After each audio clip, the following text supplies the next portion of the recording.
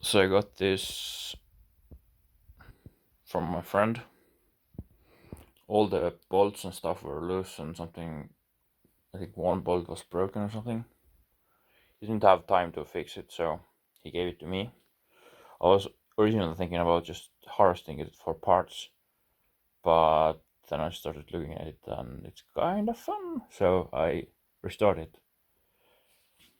And the handles were fucked up, and it had like these little pipe handles here. So I took my gym equipment. Like I have one like TV shop type of thing that doesn't really work. So I have others. So I stole these handles off of it. But I think I'm gonna put on wider handles. I removed where is it? Well, there was a like a this folding thingy. There was like a tiny shitty knob here, so I took one knob from my knob box and just put it here. And I had friction tape, so I cleared the deck of the stickers and put friction tape on it. It's like sandpaper, more like even like the coarsest sandpaper you can find. It's a sand on some kind of plastic. It's really good. I really love this tape. Um, all the joints seem okay. Nothing's wiggling too much. This needs oil.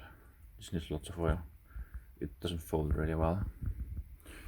And since I'm like 2 meters, I'm surprised that these things actually, like, you can adjust the height of this, like the highest point, and you can adjust the height also from here. So I'm surprised that it goes up so high. Might be really fun to ride it, but I have to learn first. I tried it when it was all wiggly and all the bolts were loose. I almost fell. So and the old handles. Well, a child was using it, so I don't know what's going on.